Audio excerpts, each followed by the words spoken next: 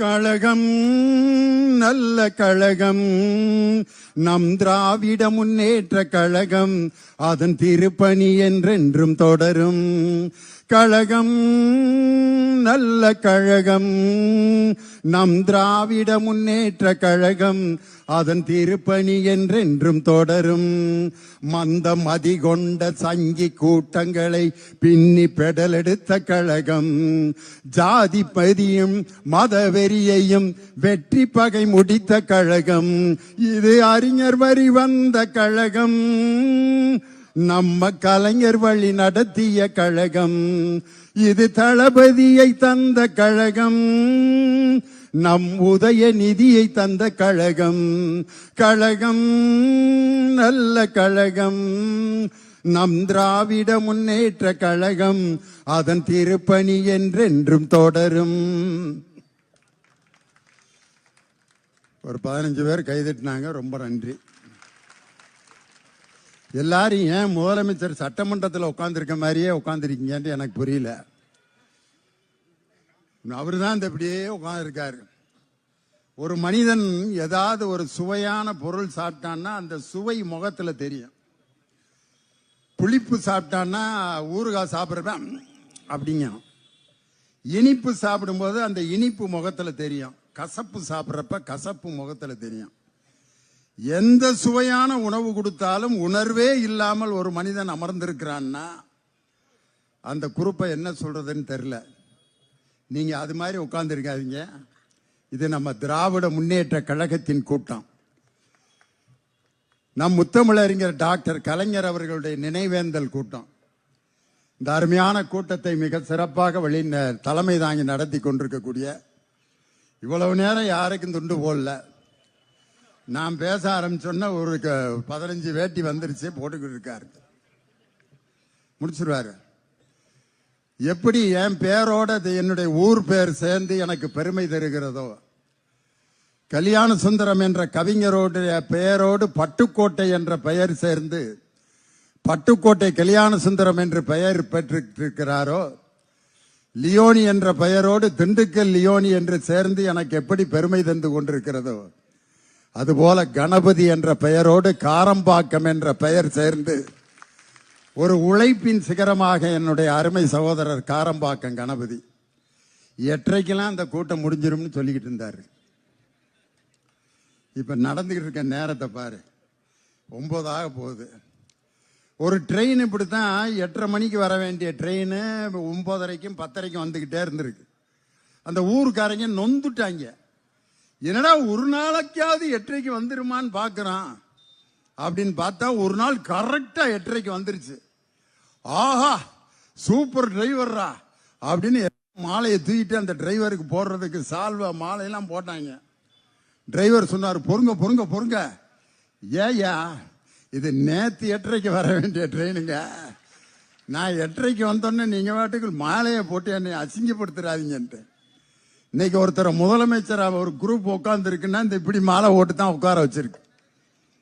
இந்த அருமையான என் சகோதரர் காரப்பாக்கம் கணபதி எளிமையினுடைய அடையாளம், உழைப்பின் சிகரம்.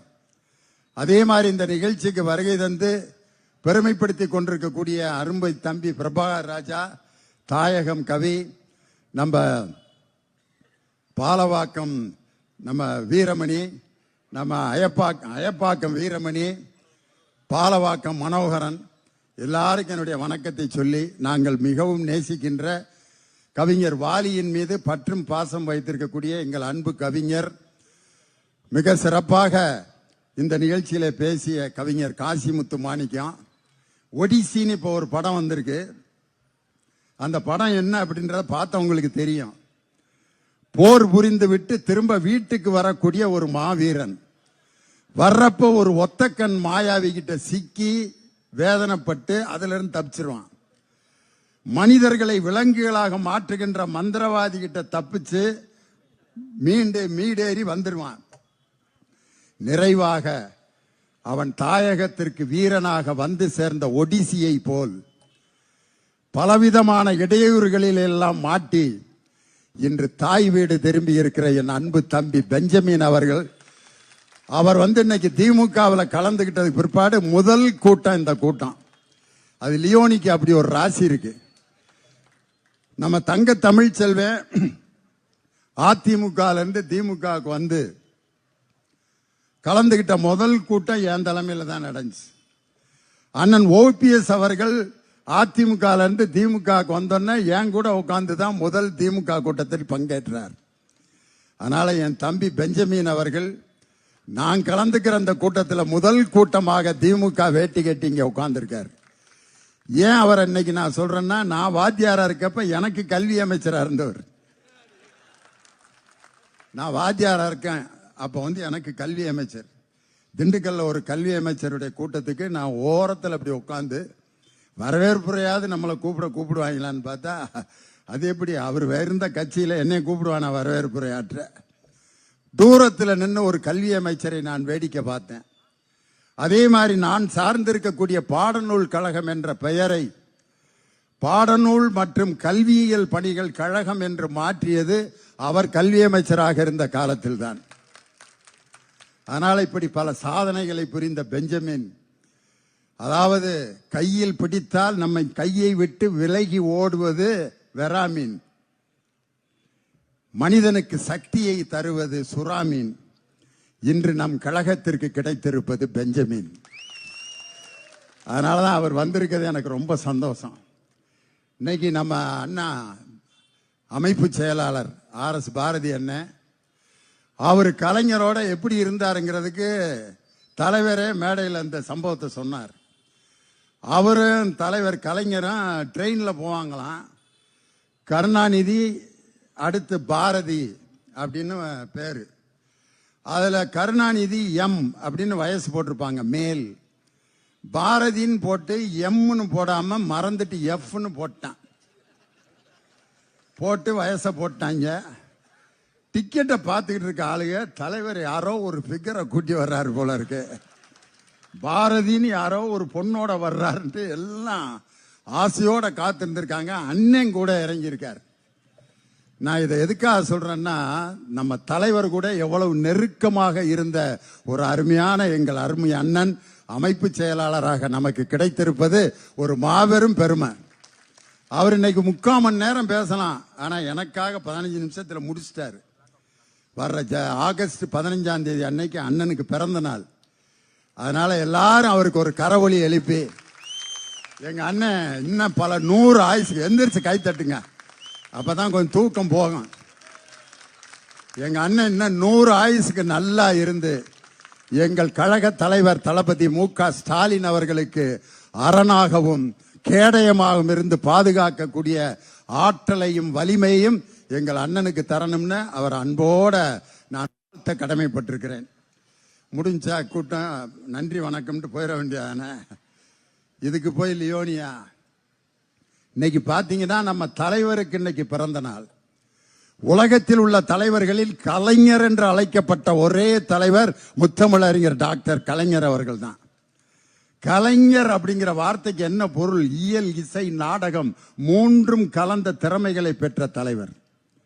இந்த கூட்டத்தில் நிறைய முக்கியமான விஐபிலாம் உட்கார்ந்துருக்காங்க. என் தங்கச்சி ஜூலி உட்கார்ந்துருக்காங்க.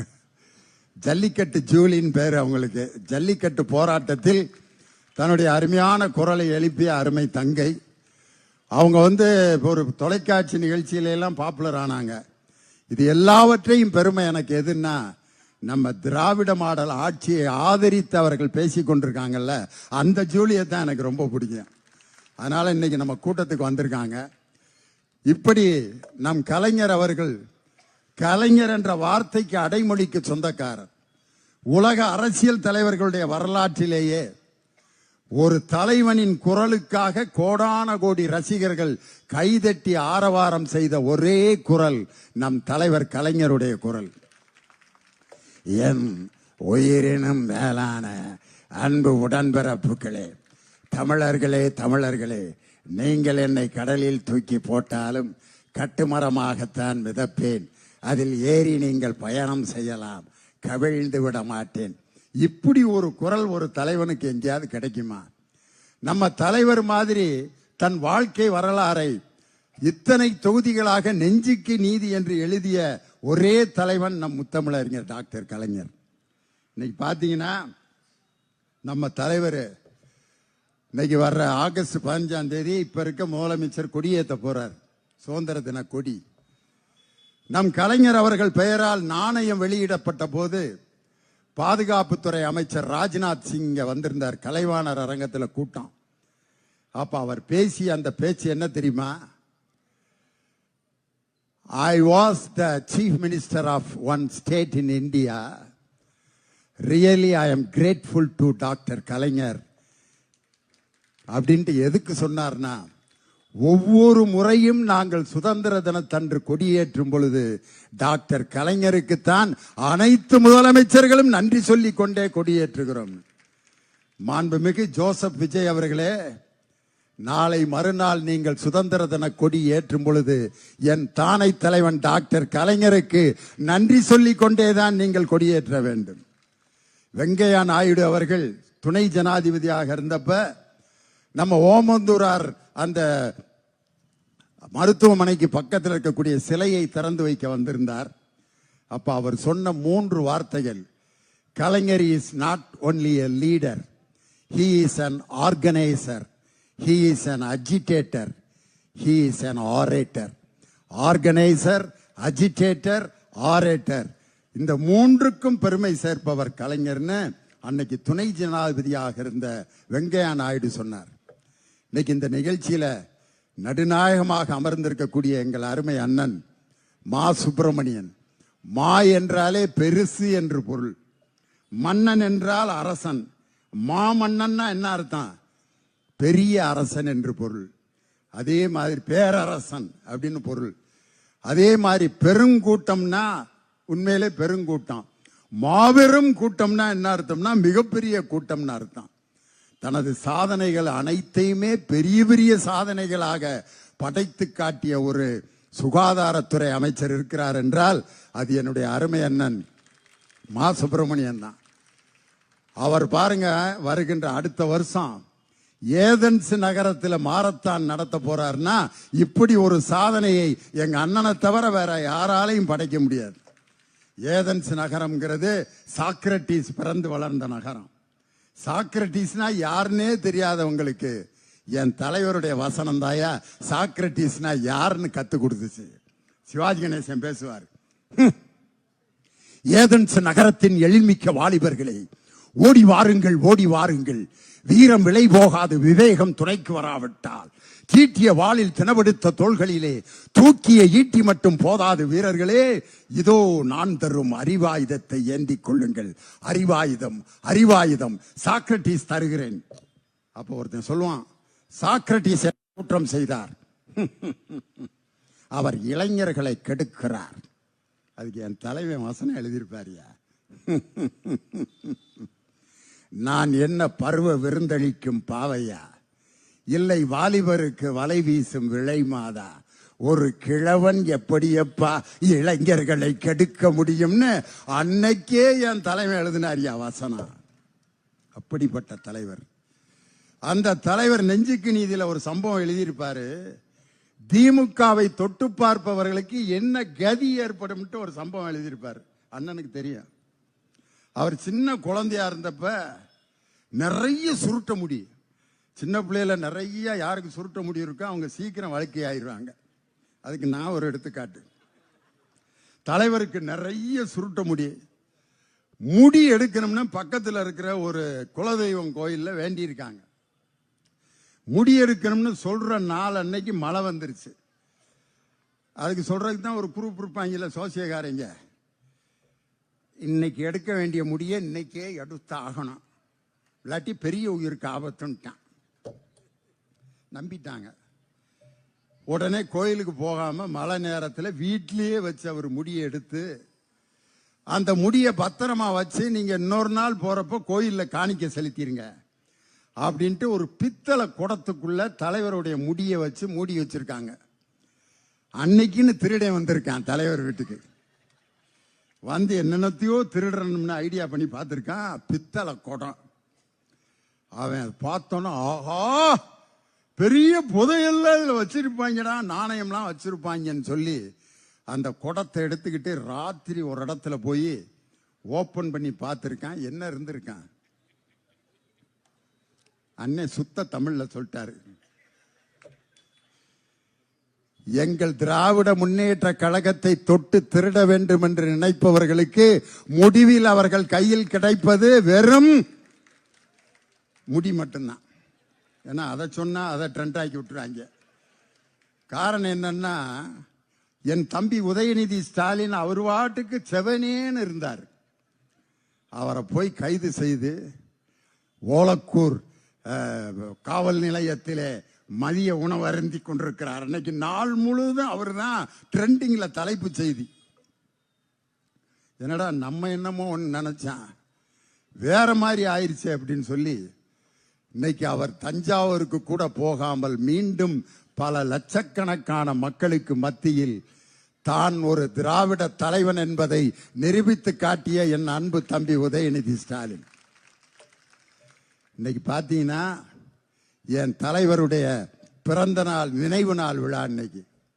இன்னைக்கு இந்த நாட்டில் என்ன நடந்துகிட்டு இருக்கு? சட்டமன்றத்தை பத்தி எங்க அண்ணன் பாரதி அண்ணன் சொன்னாங்க. சட்டமன்றத்தில் சட்டமன்றமாயா நடக்குது? 13 ஜோக்கரா இருந்தா எப்படின்னே ரம்மி விளையாடுறது? எங்க உதயநிதி தான் சொன்னார், 13 ஜோக்கரா இருந்தா எப்படிடா ஜெயிக்கிறது? அதை விட நான் ஒரு உதாரணம் சொல்றேன். ஒரு கச்சேரினா பாடகர் இருக்கணும், மிருதங்கம் இருக்கணும், கஞ்சிரா இருக்கணும், கொன்னக்கோள் ஜதி சொல்றவன் இருக்கணும், வயலின் இருக்கணும். இது எல்லாம் சேர்ந்து தான் கச்சேரி. கலியுகவரதன் கண் கண்ட தெய்வமாய் காட்சிகளேப்பது பழனியிலே தங்கர் மிருதங்கம் தீம் தக்கிட்ட ஜுனுதா தாம் தஜுனுதா அப்படின்னு கொன்னக்கோள் ஜதி. கடம் அடிப்பான். வயலின் இப்படி நடந்தா தான் கச்சேரி. எல்லா பேருமே ஜால்ரா வச்சுக்கிட்டு கலியுக சைஞ்சக்னு அடிச்சா கச்சேரியில கல்ல கொண்டு எறிவானா? எரிய மாட்டானா? அம்புட்டும் ஜால்ரா வாங்குறாங்க பாருங்க. பல்பு டெய்லி முதலமைச்சரே 5000 வாட்ஸ் பல்பு வாங்கினாரு முதல் கூட்டத்துல. பட்டு வேஷ்டி மாப்பிள்ள மாதிரி அழகா இருந்தாரு அன்னைக்கு. என்னைக்குமே முகத்துல எந்த ரியாக்ஷனுமே இல்லாத நம்ம மாண்புமிகு முதலமைச்சர் அன்னைக்கு ஒரு நாள் சிரிச்சார். அந்த சிரிக்க வச்சது கூட எங்க அண்ணன் MRK பன்னீர்செல்வம் தான். அவங்க என்னென்னமோ பேசி தலைவரை சிரிக்க வைக்கலாம்னு நினைச்சாங்க. ஒவ்வொரு மந்திரி எந்திரிச்சு ஆகாகா ஓகாகா வானமே வையமே பூமிய தரைய அப்படின்னாங்க. மாப்பிள்ளை என்னென்னமோ விட்ட போடுறோம், ஒன்னும் வேலையாக மாட்டேங்குது. அன்னைக்கு வாங்கினார் பாருங்க ஒரு பல்பு. வறட்சி நிவாரணம் விவசாயிகளுக்கு தரவில்லை, விவசாயிகளுடைய கடன் முழுமையாக அடைக்கப்படவில்லை, காவிரி தண்ணீர் இன்னும் திறக்கப்படவில்லை, எனவே டெல்டா மாவட்டத்தினுடைய விவசாயிகள் காய்ந்து கொண்டிருக்கிறார்கள் நம்ம எதிர்க்கட்சி தலைவர் கம்பீரமா முழங்குறார். நம்ம மாண்புமிகு முதல்வர் எந்திரிச்சாங்க. மாண்புமிகு சி ஜோசப் விஜய் பட்டு வேஷ்டியோட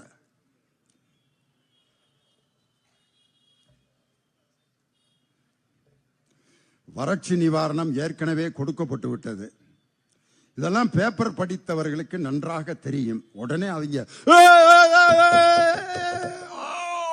நல்ல உள்ள எந்திரிச்சை தளபதி கச்சேரி அப்படின்னு ஆடினாலும் ஆடி இருப்பாங்க. இவ்வளவு ஆரவாரம். தலைவர் பவர்ஃபுல்லான பாயிண்ட் எடுத்து வச்சுட்டாராம் முதலமைச்சர். எந்திரிச்சாரியா கலைஞரின் பேரன் முத்துவேல் கருணாநிதி ஸ்டாலினோட மகன். வறட்சி நிவாரணம் என்று வருடா வருடம் கொடுக்கக்கூடிய தொகுப்பை பற்றி நாங்கள் பேசவில்லை. விவசாயிகளுடைய வறட்சி நிவாரணத்தை தான் நாங்கள் கேட்டோம். தொகுப்பு நிதிக்கும் நிவாரணத்திற்கும் வேறுபாடு இருக்கிறது. இது பேப்பர் படிச்சா தெரியாது.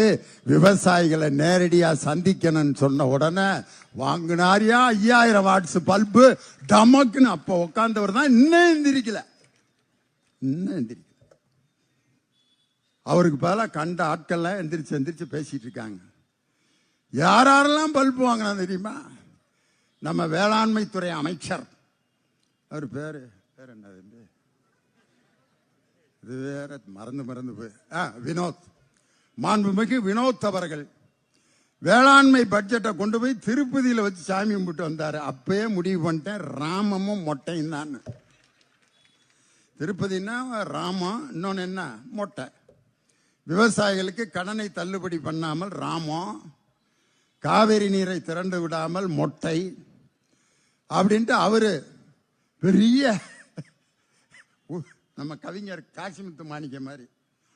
இவ்வளவு நாள் சூரியனால் மக்களுக்கு வேர்த்தது, இப்பொழுது சூரியனுக்கே வேர்த்திருக்கிறது. இதுக்கு முதலமைச்சர் சிரிப்பாருன்னு பார்த்தா அவர் இருந்தா, ஏண்டா விளங்காத பிட்டா போட்டுக்கிட்டு இருக்கீங்க அப்படிங்கிற மாதிரி உட்கார்ந்து இருந்தாரு. எங்க அண்ணன் சிங்கம் ஓ பன்னீர்செல்வம் எந்திரிச்சாரியா, 1000 ராக்கெட்டுகள் விட்டாலும் சூரியனை யாரும் நெருங்க முடியாது, அந்த சூரியனை யாரும் தொட முடியாதுன்னு யார் சொன்னா? எங்க அண்ணன் ஓபிஎஸ் எந்திரிச்சு சொன்னார். அவரு கொடுத்தாரு பாருங்க ஒரு பல்பு, மாண்புமிகு அண்ணன் செங்கோட்டையனுக்கு. நீங்கள் யாருடைய படத்தை இப்பொழுது பாக்கெட்டில் வைத்திருக்கிறீர்கள்? யாரு? எங்க ஐயா செங்கோட்டையன். பெரிய கண்டுபிடிப்பு. நான் பாருங்க புரட்சி தலைவி அம்மா அவர்களுடைய படத்தை பாக்கெட்டில் வச்சிருக்கேன். அதுக்கும் ஓபிஎஸ் கொடுத்தாரு 2000 வாட்ஸ் பல்பு. நான் எந்த கட்சியில் இருக்கிறேனோ அந்த கட்சிக்கு விசுவாசமாக தலைவருடைய படத்தை வச்சிருக்கேன். உங்களை மாதிரி போட்டோவை வச்சு ஏமாத்துறவன் நான் இல்லைன்னாரு. அந்த கட்சியில் இருக்கவங்க விஜய் படத்தை தானே பாக்கெட்ல வச்சிருக்கணும். இது என்ன மீனுக்கு தலையும் பாம்புக்கு வாழுமா? வாங்கினாரா பல்பு? அதுக்கடுத்து பொதுப்பணித்துறை அமைச்சர், எல்லா அமைச்சருக்கும் அவர் தான் எந்திரிச்சு பதில் சொல்லிக்கிட்டு இருக்காரு. அவர் எந்திரிச்சு நீட் தேர்வை முதலில் பாராளுமன்றத்திலே கொண்டு வந்தது அன்று துணை அமைச்சராக இருந்த காந்தி செல்வன் திமுக. ஒண்ணு எல்லாம் எந்திரிச்சார். நம்ம கொறடா துணை அமைச்சர்லாம் தீர்மானம்லாம் கொண்டு வர முடியாதுங்க. அன்னைக்கு இருந்த குலாம் நபி ஆசாத் அவர் தான் அன்னைக்கு சுகாதாரத்துறை அமைச்சராக இருந்தாரு. அவர் தான் கொண்டு வந்தாரு.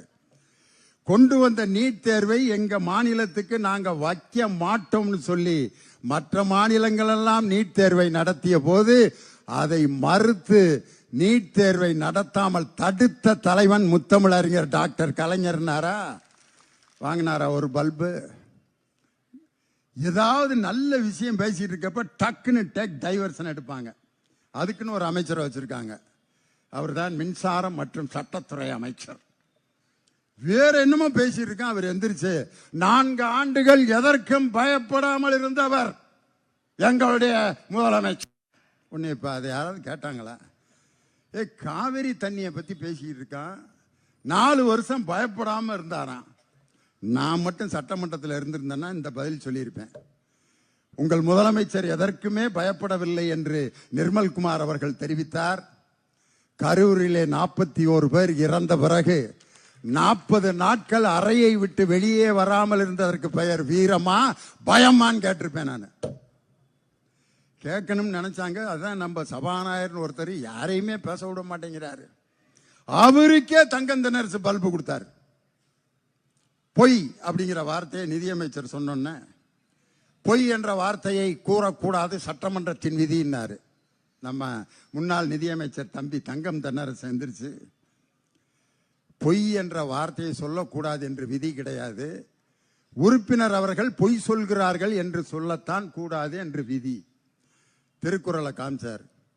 பொய்மையும் வாய்மையிடத்து புரை தீர்ந்த நன்மை பயக்குமெனின் அப்படின்ற திருக்குறளை நான் சட்டமன்றத்தில் சொல்லும் போது பொய்யின்னு அதுல வார்த்தை வந்திருக்குன்னு சொல்லாம விட முடியுமா அப்படின்னாரு. பல்பு ஃபைனல் பல்பு தெரியுமா? 3 மாதங்களில் 15,000 கோடி கஜானாவில் கொண்டு வந்து சேர்த்தோம். யாரு? மாண்புமிகு நிதியமைச்சர் மரிய வில்சன். தங்கந்தனரசு எந்திரிச்சு அந்த 15,000 கோடி என்னென்ன இதுல வந்துச்சுன்னு லிஸ்ட் கொடுத்தீங்கன்னா நாங்க நோட் பண்ணிக்கிறோம்னாரு. இட் இஸ் இம்பொறுக்கபிள் அண்ட் அன்சகிக்கபிள் ஃபார் அஸ். எக்ஸ்பெக்டட் என்ன எக்ஸ்பெக்டட் தெரியல. எதிர்பார்த்தோம், வந்துகிட்டு இருக்குன்னு தேவையாங்கிறேன் நான். நேரம் நம் தலைவர் முதலமைச்சராக முத்துவேல் கருணாநிதி ஸ்டாலின் அவர்கள் இருந்திருந்தால் எங்கள் சகோதரிகளுக்கு 8000 ரூபாய் கூப்பன் கிடைச்சிருக்கான்.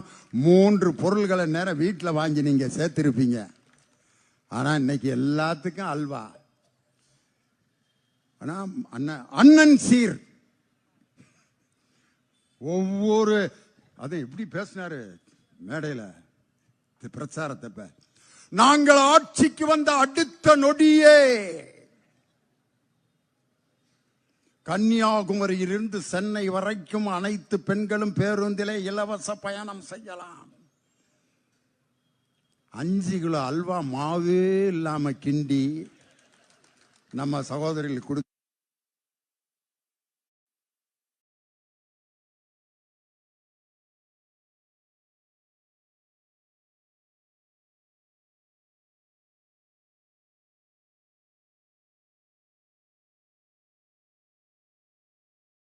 இந்த ஆட்சிக்கு விடியல் என்றால் பிடிக்காது. அதனாலதான் விடியல் என்ற வார்த்தையை நீக்கி இருக்கிறார். பேரை மாற்றுவது ஏன்? தலைவர் கலைஞருடைய பெயரை எடுத்துவிட்டு கலைஞர் இல்லம் என்ற திட்டத்தை என்னமோ ஒரு இல்லம்னு மாத்தி வச்சிருக்காங்க. என் தலைவருடைய பெயரை நீக்குவதற்கு யாருக்கும் உரிமை இல்லை. இன்னைக்கு காவல்துறை அதிகாரிகள் எவ்வளவோ நின்றுட்டு இருக்காங்க. என் சகோதரியும் காவல்துறை அதிகாரியா அப்படி பேண்ட் ஷர்ட் போட்டு நின்று அப்படி ஒரு சல்யூட் அடிக்கிறாங்க பார். அந்த ஒவ்வொரு காவல்துறை அதிகாரியும் தன் அதிகாரத்தை செலுத்தும் போது அவர்களிடம் வாழ்ந்து கொண்டிருப்பது என் தானை தலைவர் டாக்டர் கலைஞர். நீங்க கன்னியாகுமரியிலிருந்து காஷ்மீர் வரைக்கும் இலவச அப்படின்னு வாக்குறுதி கொடுக்குறீங்களே, அந்த பேருந்தை அரசுடைமை ஆக்கிய தலைவன் என் தானை தலைவர் டாக்டர் கலைஞர். எத்தனை திட்டம் யா சொல்றது என் தலைவரை பத்தி. ஒரே ஒரு சம்பவம் சொல்றேன்.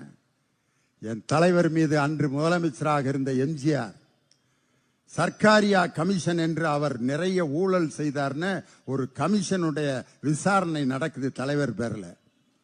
அந்த சர்க்காரியா கமிஷன்ல தலைவர் மீது கொடுக்கப்பட்ட ஊழல் பட்டியலாம் அந்த கமிஷனை விசாரிக்கக்கூடிய ராஜகோபால் அப்படிங்கிற சிபிஐயோட டைரக்டர் ஜெனரல் அவர் தான் வந்து விசாரிக்கிறாரு. எம்ஜிஆர் யாரோ எழுதி கொடுத்த குற்றச்சாட்டுகளை எல்லாம் ஆதாரம் இல்லாமல் கையெழுத்த போட்டு அதை கொண்டு போய் கொடுத்துட்டாரு. அந்த ராஜகோபால்ங்கிற சிபிஐ டைரக்டர் ஜெனரல் கோபாலபுரத்துக்கு விசாரணைக்கு போறாரு. கூட தியாகராஜன் ஒரு இன்ஸ்பெக்டர். தலைவர் உட்கார்ந்துருக்காரு.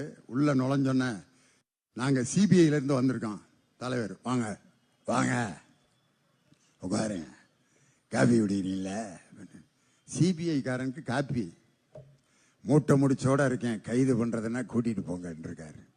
ஐயா நாங்க சிபிஐல இருந்து வந்திருக்கோம், கைது பண்ண வரலங்க, விசாரணைக்கு வந்திருக்கோம். அந்த தியாகராஜன் ஒரு இன்ஸ்பெக்டர் பக்கத்துல ஒரு பை வச்சிருந்திருக்காரு. அந்த பையவே தலைவர் பார்த்துக்கிட்டே இருந்திருக்காரு. எதுக்குடா விசாரணைக்கு வந்தவன் இத்தண்டி மூட்டையை எதுக்கு பக்கத்துல வச்சிருக்காருன்னு. எல்லா விசாரணையும் முடிஞ்சோன்ன அந்த பையில இருந்து ஒரு சத்தம் கேட்டிருக்கு, டொப் அப்படின்னு. என்னடான்னு பார்த்தா டேப் ரெக்கார்டர் உள்ள வச்சிருந்திருக்காங்க. இன்னைக்கு எப்படி சிசிடிவி கேமரா மாதிரி அன்னைக்கெல்லாம் இல்லை. அதனால டேப் ரெக்கார்டர்ல தலைவருடைய விசாரணையை பூரா ரெக்கார்ட் பண்ணியிருக்காங்க. தலைவர் பாதி ரெக்கார்டெல்லாம் பண்ணியாச்சா அப்படின்னு இருக்காரு. இல்லை அது தெரியாம பண்ணிட்டீங்கல்ல, என் மீது ஏதாவது குற்றம் இருந்தால் சொல்லுங்கள், நான் அதற்கு விளக்கம் தருகிறேன் என்று சொன்னார். இதுவரை அந்த குற்றங்கள் எதுவும் நிரூபிக்கப்படவில்லை. என் தலைவரை பார்த்து அன்னைக்கு எல்லாரும் வணக்கம் சொல்லிட்டு ஒரு திருக்குறளை சொல்றாரு. தன்னை எதிர்த்து சமர் புரிய வந்தவனிடம் நடுக்கத்தை காட்டாமல் எவன் இருக்கிறானோ அவன்தான் தலைவன். அந்த திருக்குறளை எழுதியிருக்காரு யாரு? அன்னைக்கு சிபிஐ டைரக்டர் ஜெனரலா இருந்த ராஜகோபால் தன்னுடைய வாழ்க்கை வரலாறுல இந்த சம்பவத்தை எழுதியிருக்காரியா என் தலைவன் டாக்டர் கலைஞரை பத்தி. அப்படிப்பட்ட ஒரு தலைவர் பெற்றெடுத்த முத்துவேல் கருணாநிதி ஸ்டாலின் இன்னைக்கு ஏதோ ஒரு ஃப்ளூக்ல 1000 முதலமைச்சர்கள் நமக்கு கிடப்பாங்க. முத்துவேல் கருணாநிதி ஸ்டாலின் மாதிரி ஒரு தலைவன் இதுவரைக்கும் வேற எந்த இயக்கத்துக்கும் கிடைக்க மாட்டாங்க. தோல்விக்கு நான் பொறுப்பேற்றுக் கொள்கிறேன் சொன்னார் பாரு. இந்த துணிச்சல் வேற எந்த தலைவனுக்கு வராதியா? கரூரில் 41 பேர் இறந்த பொழுது இந்த என்னை பார்க்க வந்தவர்கள் இறந்து போனார்கள், இந்த இழப்புக்கு நான் பொறுப்பேற்கிறேன் என்று சொல்வதற்கு துணிச்சல் இல்லாமல் ஓடி ஒளிந்த தலைவர்களுக்கு மத்தியில் என் கழகத்தின் தோல்விக்கு நான் பொறுப்பேற்கிறேன் என்று சொன்ன எதையும் தாங்கும் இதயமான இரும்பு மனிதன் முத்துவேல் கருணாநிதி ஸ்டாலின் என்ற தலைவர் மாதிரி ஒரு தலைவர் நமக்கு கிடைப்பாங்களா? எல்லாமே டுபாக்கூராயா. ஜனநாயகன் படத்துல பாத்தீங்கன்னா எம்ஜிஆர் அவர் பாட்டுக்கு போட்டோல இருக்கவர தலை அப்படின்னு அவர்கிட்ட இருந்து சவுக்க வாங்கி, நீயா சொந்தமா கடையில போய் ஒரு சவுக்கு வாங்கு, எதுக்கு அவர் கையில இருந்த சவுக்க புடுங்குற? எம்ஜிஆர் அன்னைக்கு எங்க வீட்டு பிள்ளையில அந்த பாட்டு எப்படின்னு தெரியுமில்ல, பெஞ்சமின் எனக்கு தெரியாத பாட்டா என்னண்ணே? இங்க இருக்கீல, சிலர் ஆசைக்கும் தேவைக்கும் வாழ்வுக்கும் வசதிக்கும் ஊரார் கால் பிடிப்பார், ஒரு மானமில்லை அதில் ஈனமில்லை அவர் எப்போதும் வாள் பிடிப்பார். எதிர்காலம் வரும் என் கடமை வரும் இந்த காக்கைகள் கூட்டத்தை ஒழிப்பேன் அப்படின்னு தான் எழுதியிருந்தது. அன்னைக்கு காங்கிரஸ்க்கு இன்னொரு பேரு காக்கான் பேரு. அதனால காக்கைனா அவங்கள குறிச்சிருவாங்கட்டு சென்சார்ல எடுத்துட்டு என்ன வார்த்தை போட்டாங்க தெரியுமா? எதிர்காலம் வரும் என் கடமை வரும் இந்த கூட்டத்தின் ஆட்டத்தை ஒழிப்பேன். பொது நீ எல்லாமே ஓசி தானா? சவுக்கு எம்ஜிஆர்ட்ட வாங்கின ஓசி. கொடியில பாத்தீங்கன்னா 2 யானைக்குட்டி. இது எதுன்னா முத்தூட் பைனான்ஸோட, முத்தூட் பைனான்ஸ் பாத்திருக்கீங்களா? அதுல 2 யானைக்குட்டி தான். அந்த கொடி பாத்தீங்கன்னா ஒரு ஜாதி சங்க கொடியா. அவங்க இப்ப கேஸ் போட்டுக்கிட்டு இருக்காங்க. இது எங்க நாங்க 30 வருஷத்துக்கு முன்னாடியே எங்க ஜாதி சங்கத்துக்கு இந்த கொடியை போட்டான், இவங்க எடுத்துட்டாங்க 3 கலரை போட்டுன்னு. அவர் பேசுற ஒரு வார்த்தை கூட எங்க பட்டுக்கோட்டை கல்யாண சுந்தரத்துக்கிட்ட இருந்து எடுத்தது.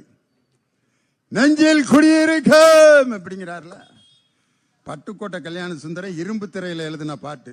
நெஞ்சில் குடியிருக்கும் அன்பருக்கு நான் இருக்கும் நிலைமை என்னவென்று தெரியுமா? பட்டுக்கோட்டை எழுதின பாட்டு. அதுவும் டுபாக்கூர். எங்கள் உதயநிதி ஸ்டாலின் ஏதோ கூட்டத்தில் மக்கள் பேசியதற்கு பதில் சொன்னதற்காக பெண்களை இழிவுபடுத்தி விட்டார் என்று கைது செய்தீர்களே. ஜனநாயகன் படத்துல வில்லனை திட்டுவதற்கு ஒரு வார்த்தையை இன்னைக்கு முதலமைச்சர் பயன்படுத்தி இருக்காரு. அதை விட பெண்களை கேவலப்படுத்துகின்ற ஒரு வார்த்தை உண்டான்னு நான் கேட்கிறேன். இன்னைக்கு நான் சொல்றேன், எம்ஜிஆர் நான் ஆணையிட்டால் பாட்டை மட்டும் பாடினாரு. 5 நிமிஷம் முடிச்சிடுறேன். எம்ஜிஆர் இவருக்குன்னு இன்னும் நிறைய பாட்டு இருக்கு, பாடவா? ஏமாற்றாதே ஏமாற்றாதே ஏமாறாதே ஏமாறாதே, அந்த இருட்டுக்கும் பார்க்கின்ற விழி இருக்கும், எந்த சுவருக்கும் கேட்கின்ற காதிருக்கும், சொல்லாமல் கொல்லாமல் காத்திருக்கும், தக்க சமயத்தில் நடந்ததை எடுத்துரைக்கும். கரூர் பிரச்சனையில தப்பிச்சிடலான்னு நினைக்காதீங்க ப்ரோ. அந்த இருட்டுக்கும் பார்க்கின்ற வெளியிருக்கும், எந்த சுவருக்கும் கேட்கின்ற காதிருக்கும், சொல்லாமல் கொல்லாமல் காத்திருக்கும், தக்க சமயத்தில் நடந்ததை எடுத்துரைக்கும். அன்னைக்கே எம்ஜிஆர் பாடிட்டார். வெயிட் ப்ரோ வெயிட் இருக்கு. இன்னொரு பாட்டு இருக்கு, எம்ஜிஆர் பாட்டு, எனக்கு ரொம்ப பிடிச்ச பாட்டு. நாளொரு மேடை பொழுதொரு நடிப்பு, அவன் பேர் மனிதன் அல்ல, நாவில் ஒன்று நினைவில் ஒன்று, அதன் பேர் உள்ளமல்ல, உள்ளத்தில் இருப்பதை உதட்டில் வைப்பவன் எவனோ அவனே மனிதன், ஊரார் பணத்தில் உயிரை வளைப்பவன் உலகத்தில் கோழைகள் தலைவன், உலகத்தில் கோழைகள் தலைவன், நாளொரு மேடை பொழுதொரு நடிப்பு, அவன் பேர் மனிதன் அல்ல. இன்னொரு பாட்டு இன்னைக்கு இருக்க முதலமைச்சருக்கு எம்ஜிஆர் பாடியிருக்கார். கண்ணை நம்பாதே உன்னை ஏமாற்றும் நீ காணும் தோற்றம் உண்மை இல்லாதது.